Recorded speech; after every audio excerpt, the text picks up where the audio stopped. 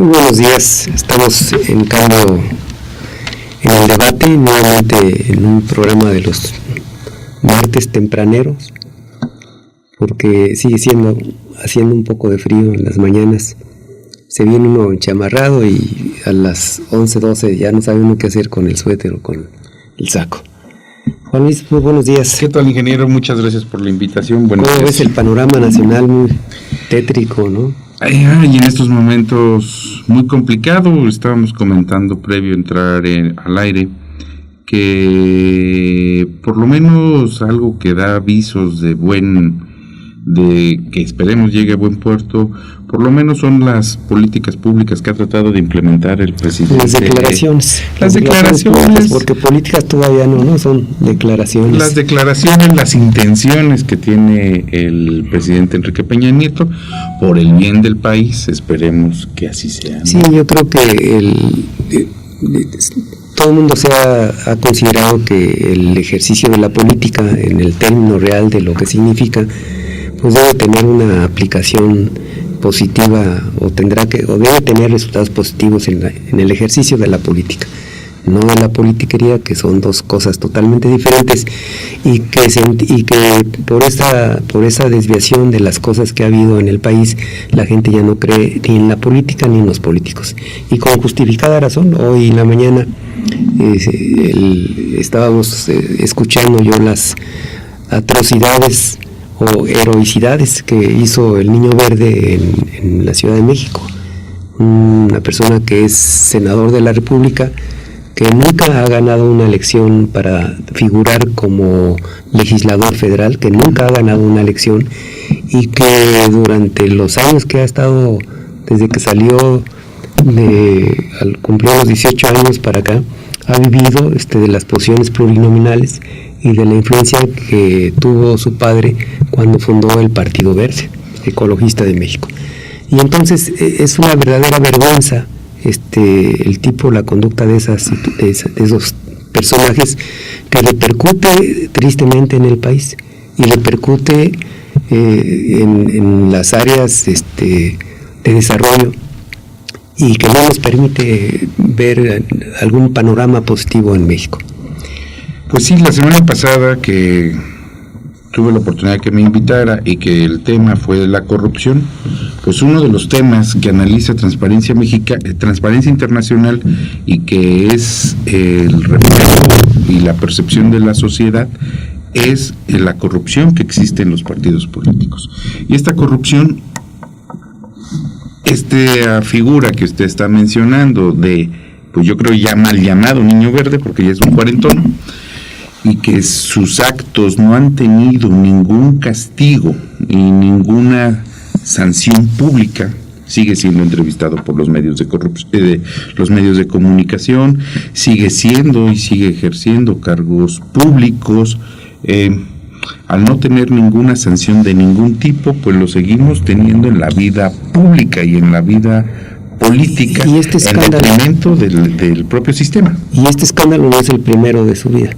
No, es el tercero o cuarto, no sé cuánto sea. Él tiene, cuando menos así las noticias lo han indicado, tiene algunas propiedades en Cancún, y se vio involucrado como líder del Partido Verde y como legislador en una compraventa de áreas naturales de reserva. Después, en otra ocasión, una extranjera brincó del balcón de su departamento en no sé qué piso en Cancún y estuvo relacionado con la muerte de esta mujer. Y ahora, en esta última semana, pues finalmente el escándalo que provoca 4 botellas de tequila, ¿no? 4 tequilas en voz del senador Niño Verde. Y bueno, había yo analizado la necesidad de continuar platicando acerca de la corrupción que tenemos en este país, y precisamente simplemente al abrir ayer alguno de los periódicos, me encuentro en una página 3 noticias que son interesantes desde el punto de vista del tema que estamos comentando. que es la corrupción y el desarrollo del país. Si mientras no se corrija el problema de la corrupción, mientras no haya políticos que efectivamente estén trabajando, buscando el bienestar y manejar las cosas honradamente, no vamos a tener un país saludable. Yo decía que en un periódico vi 3 noticias muy juntas que son contrastantes, es decir, están relacionadas con el mismo tema, pero son contrastantes. Una de ellas se dice: viven como en África 3 zonas de Chihuahua, y voy a leerla.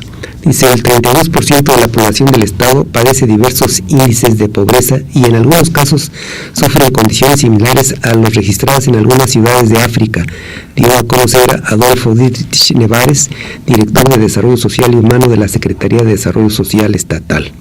Explicó que la pobreza en la entidad se debe a fenómenos globales derivados de los desajustes financieros, el crecimiento de la población mundial y falta de reacción por parte de las autoridades para atender las carencias. Él le echa la culpa a factores ajenos a la corrupción, que es penoso, ¿no? En una noticia, dice: el gobernador de Zacatecas, Miguel Alonso Reyes, hizo la entrega formal del templo de Santo Domingo al obispo Sigfrido Noriega Barceló. El gobierno del siglo XVIII estuvo durante 4 años en restauración financiada por la administración local y el gobierno federal. Alfonso Reyes refirió que en su administración se han erogado más de 100 millones de pesos. Es decir, yo estoy de acuerdo en que son joyas arquitectónicas en el país, que hay necesidad de restaurarlas, pero por principio de cuentas primero la gente y después son los muebles e inmuebles, ¿no? Entonces, esta segunda noticia, que aparentemente es una buena noticia porque se restaura o se rescata una iglesia, la hace el gobierno federal, cuando sabemos bien que la iglesia es una de las del Estado, en el caso particular del Estado de Roma, que cubre exclusivamente unas cuadras del centro de Roma, pues es una de las instituciones más ricas del mundo, ¿no? Son cerca de 1.100 millones de católicos. Claro que no todos entregan limonas, porque seguramente más del 50% están en la extrema pobreza, pero los otros 50% se encargan de llenar las urnas económicas de la iglesia, ¿no? Entonces, a mí me parece que es lamentable esta situación. Y finalmente, la tercera noticia, que vienen pegadas, aun cuando son muy diferentes, se relaciona al desvío de 2.600 millones de pesos en Sinaloa. Dice: obras inconclusas, licitaciones irregulares y desvío de recursos en el ejercicio del crédito de 2.600 millones de pesos encontró la Auditoría Superior del Estado, luego de que la legislatura local en el 2011 autorizara al gobierno estatal contratar el préstamo. Entonces, estas, estimados escuchas o videntes, dije mal, ¿verdad? Sí, ya estamos con una bolita de cristal y llamando videntes. Sí, pero sí, estas noticias laceran a la población, porque es un panorama de deshonestidad tremenda. En la semana pasada, el Congreso del Estado hizo un dictamen sobre la necesidad de que se hiciera una nueva auditoría al ejercicio fiscal de 2011, faltando unos cuantos minutos para terminarla.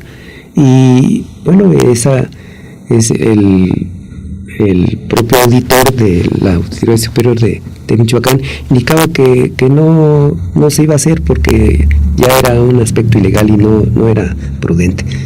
Y yo creo que aun cuando no fuese legal la determinación del Congreso, por salud pública debieran hacerse las auditorías, aun cuando se tuviera que pagar a despachos contables particulares, para saber cuál es la realidad de lo que pasa, no solamente en el Estado, sino en el país en forma genérica, ¿no? Estoy de acuerdo con usted, ingeniero, y para que se alarme con los datos que trae, el estudio de barómetro del 2010 de Transparencia Internacional nos indica que se ha incrementado el nivel de corrupción a nivel mundial.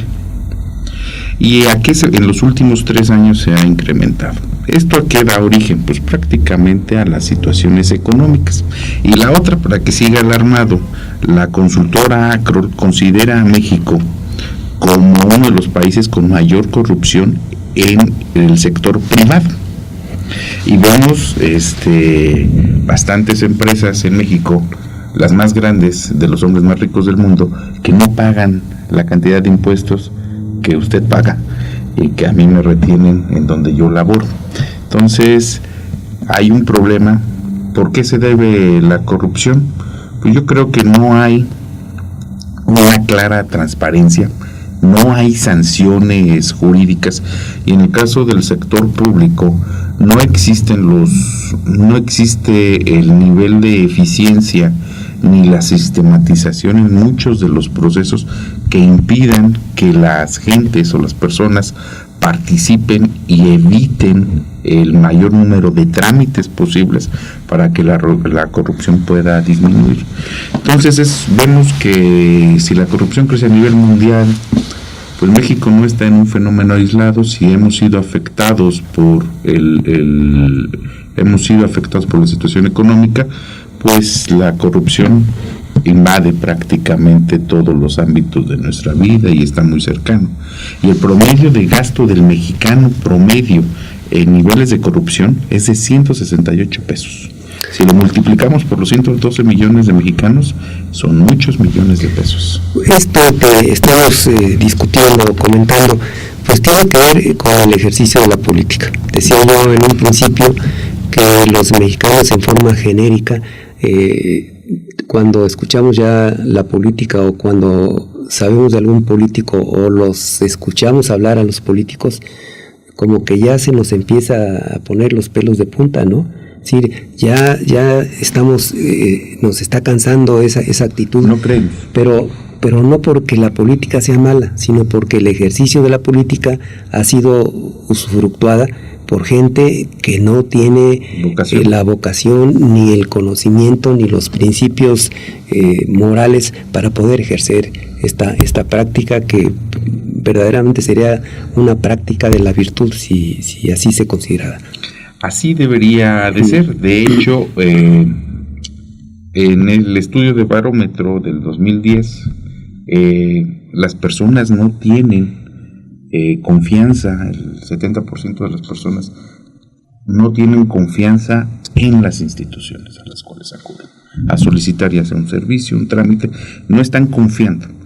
Y esto es muy notorio y nosotros los vemos. A veces vamos y recurrimos a un trámite y no hay claridad en el servidor público y nos están dando vueltas, y cuando nos resuelven es porque los acatarramos o porque no hay solución, no hay una solución clara, no hay caminos, y hace que las personas nos desencantemos del servicio público y no tengamos confianza, y por ende al ser procesos largos se genere la corrupción. Y bueno, precisamente la situación de la corrupción que prevalece en la política contamina, y en este caso muy particular los grandes favorecidos de esta contaminación son los propios empresarios, los grandes y pequeños empresarios, porque todos están involucrados.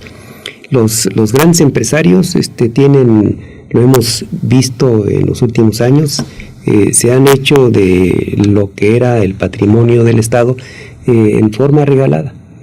Veamos la fibra óptica que sirve para los que están como nosotros ignorantes, pues sirve para transmitir la señal tanto visual como bueno, sirve para hacer la transmisión de la televisión de voz y datos, ¿no? Y unas fibras, las fibras ópticas, es un cableado de la propia que hizo la Comisión Federal de Electricidad hace ya muchos años, buscando ser más eficientes en el servicio, gastando miles de millones de dólares en la instalación de todo ese cableado para poder dar el servicio de energía adecuado. Y precisamente no sé si fue ya con premeditación, porque esto llama a dudas de que se haya hecho ese cableado por el desarrollo propio de la Comisión Federal de Electricidad, o a sabiendas de que ya había innovación tecnológica que permitiría utilizar en forma multiusual la fibra de la Comisión Federal, es decir, los cables eléctricos que la Comisión Federal de Electricidad había instalado por todas partes del Distrito Federal y de la República entera. Entonces, la señal de televisión ahora, en la actualidad, pues lo más económico, lo más eficiente es transmitir esa señal a través de esos cables que tomarla de los satélites. Sí, claro. Sí, porque siempre hay un espacio ahí en donde hay aspectos atmosféricos que no hacen llegar la señal con la perfección de que lo hacen las fibras ópticas. Y todo ese dinero que se invirtió en la Comisión Federal de Electricidad para esos aspectos, bueno, pues ahora lo están utilizando los grandes empresarios para su servicio particular. Un servicio particular que los ha hecho archimillonarios, y que todo ese recurso que dejaron de pagar, pues va y se traslada en sentido negativo en la sociedad mexicana, y eso implica o provoca el número de millones de pobres que tenemos en el país. Sí, y vemos que el sector empresarial no escapa a la corrupción. Ahorita, revisando estos datos, nos plantea que México creció la corrupción empresarial en un 32%, según la empresa Kroll, que fue la que realizó el estudio el año pasado para The Economist en Estados Unidos. Entonces, ¿qué nos habla? Vemos lo que pasó en HSBC con el lavado de dinero, vemos lo que pasó en la operación Rápido y Furioso con la compra de armas a un particular, obviamente, y que los incorporan al país y que generaron más sangre y más violencia.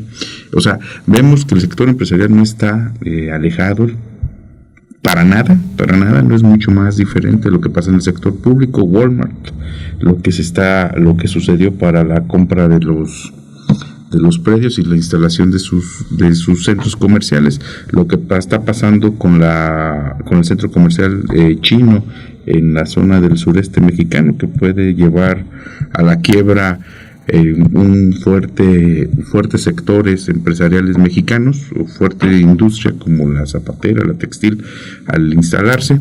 Entonces, ¿qué pasa?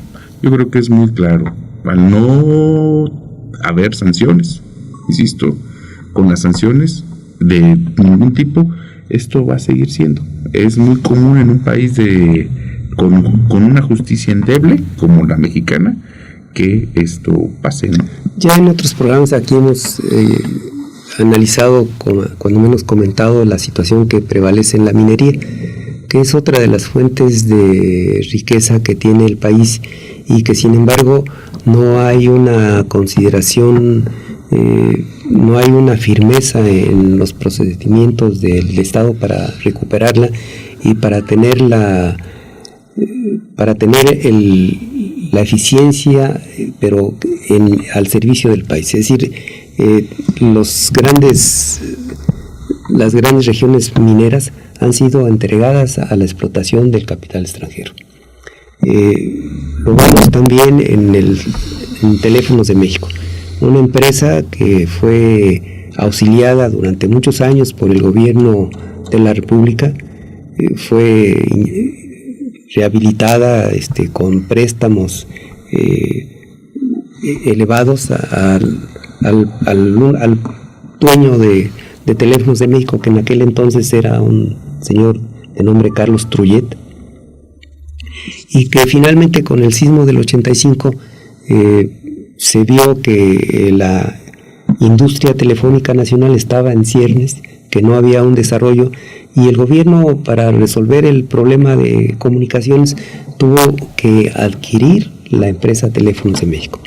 Nuevamente, recursos del Estado son reinyectados a la propia empresa, la hace florecer, la hace crecer, y de repente se vende Teléfonos de México en una suma ridícula que no era ni la 10ª parte del valor de la Telefónica, y la venden a Carlos Slim, que con el ingenio y con las bases y con los beneficios que obtuvo, pudo pagar la venta de esa empresa, y finalmente hoy sabemos que Carlos Slim, indiscutiblemente un hombre inteligente, es el hombre más rico del mundo, de una empresa que era propiedad de Teléfonos de México. Y así podemos seguir hablando de muchas otras empresas del país.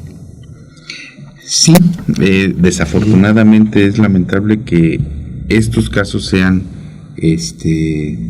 tan comunes, pero también creo que ha habido, por lo menos ahorita estaba revisando el índice de corrupción y de buen gobierno, que por lo menos a veces puede ser una buena noticia, es para el caso de Michoacán, que está por debajo de la media nacional de los niveles de corrupción. Entonces, por lo menos vivimos en Michoacán, puede haber ciertos destellos de que se pueden estar haciendo las cosas bien, pero que falta mucho.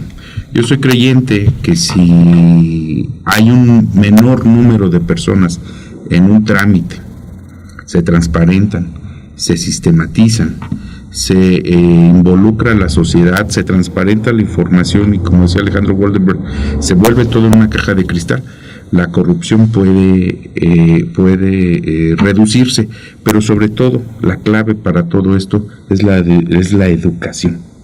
Ahora, el origen de este grado de corrupción que tenemos en el país, pues se debe esencialmente, desde mi punto de vista, a que nadie es castigado en el país. Sí, ha habido grandes robos, ha habido secuestros, ha habido autoridades carcelarias que se han vendido por unas cantidades y que han permitido, en el caso muy particular y famoso porque es uno de los hombres de los zampones más famosos ya en el mundo, declarados por la prensa norteamericana, que es el Chapo Guzmán. Entonces, por una cantidad económica, él tuvo que salir de la cárcel de más alta seguridad, entre comillas, que tiene el país. O sea, esto indica que la más alta seguridad se abre con recursos económicos. Sí, es una de las consecuencias. Al principio comentaba, no hay sanciones jurídicas, entonces cualquier persona que comete un acto ilegal sabe que difícilmente puede ser castigado, y esos niveles de un estado débil hace que sea vulnerable hacia la corrupción, hacia los poderes fácticos, y sea sensible también la misma ciudadanía de cometer un ilícito. Hay en psicología social hay un fenómeno, se llama el del cristal roto, y que no va tampoco por niveles de ingreso de las personas, en donde se hizo un experimento en donde dejaron un vehículo en una zona marginada en Estados Unidos y un vehículo en una zona residencial. El vehículo marginado, en la zona marginada, rápidamente lo desmantelaron. El vehículo en la zona económicamente mejor estuvo bien, pero en el momento en el que rompieron el cristal, el vehículo sufrió el mismo nivel de delincuencia que el de la zona marginada. ¿Y a qué conclusión llegaron estos investigadores? Que no necesariamente se requiere un nivel de ingreso para caer en corrupción o para caer en un acto de delincuencia, sino en un posible acto de sanciones, en donde las personas no son vistas, pueden cometer algún delito. Eso es lo que sucede en México. Al no recibir ningún tipo de sanción, en este caso jurídica, pues pasa, no hay castigo. Pero también la sociedad les da un reconocimiento social y pone a los hijos de ellos en las revistas sociales, están en las mejores escuelas. O sea, la misma sociedad tampoco rechaza a los corruptos, ni a sus familias, ni a los delincuentes, a sus familias, ni a sus hijos. Al contrario, se vuelven íconos, se convierten como en rockstars. Sí, entonces los corruptos son los que tienen las estrellitas, ¿no? Son los de niños trabajadores. Digo, eso es grave. Bueno, toda esta charla, para los que acaban de encender sus aparatos de televisión, pues nace precisamente del grado de corrupción que tenemos el país, de la pobreza en donde se desenvuelven millones de gentes, en donde hay en el país un índice de mortandad por inanición de cerca de 11,000 gentes al año que mueren en el país porque no tienen el alimento necesario para sobrevivir.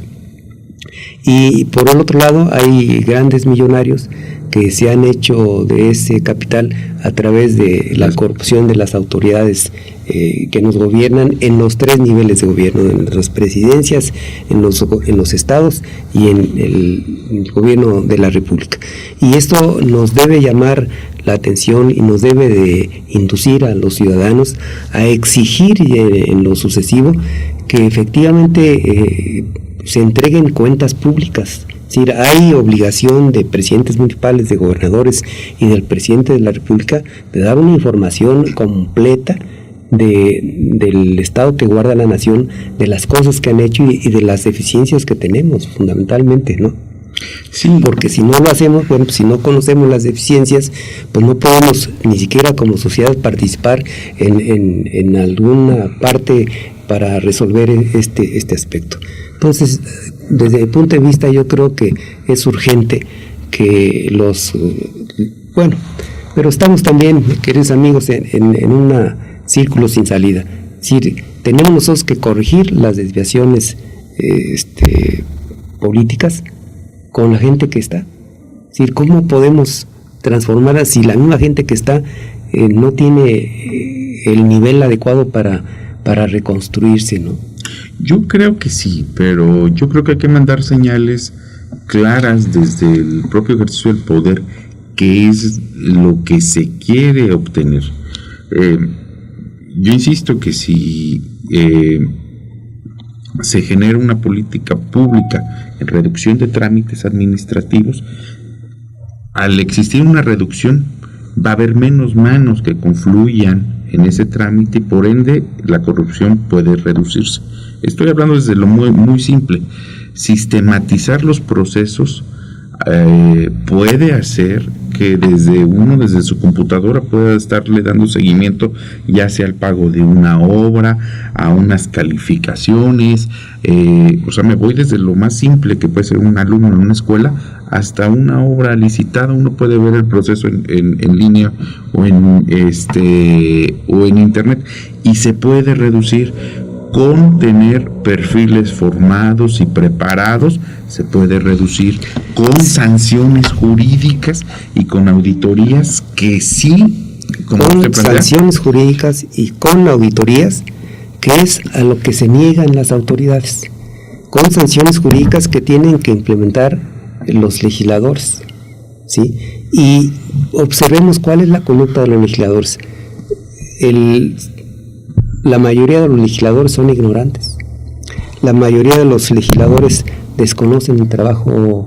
Hablo de legisladores estatales, municipales, regidores y si no tienen un proceso de formación. Sí, entonces, con ese grupo y con el poder que habíamos platicado la semana anterior al respecto, con el poder que tienen los partidos políticos de determinar en sus círculos quiénes van a las posiciones plurinominales, nos encontramos en un círculo que no podemos romper, y algo tendrá que pasar para que esto se rompa. Una hecatombe. Nosotros tenemos una situación aquí en el Estado mexicano muy difícil, que es una guerra que, si no se quiere reconocer, es porque están muy ciegos, pero es una guerra que existe ya, y que sabemos que una guerra de guerrillas como la que tiene el crimen organizado en el país, puede durar muchos años, como ha durado en Colombia, como ha durado en otros países. Entonces, con estas situaciones podemos tener el aliento o podemos tener la esperanza de que estas cosas puedan cambiar rápidamente. Yo no creo que las tengamos, pero lo que sí tenemos que hacer es un esfuerzo individual para nosotros, en forma individual, todos los mexicanos, no caigamos en los actos de corrupción, que permitan dar un ejemplo y que permitan pues llevar también bajo este razonamiento a los mejores hombres a las posiciones de administración y de gobierno del país. Sí, y debe verse el servicio público como una vocación de servicio, no como una forma de enriquecimiento personal, ¿no? Y quizá como último, en este momento, como un mensaje a los que nos escuchan y a los que nos ven, decirles que la única forma de cambiar este país es a través del ejercicio de la política y de la participación que nosotros tengamos en proporción a nuestras capacidades en este ejercicio de la política.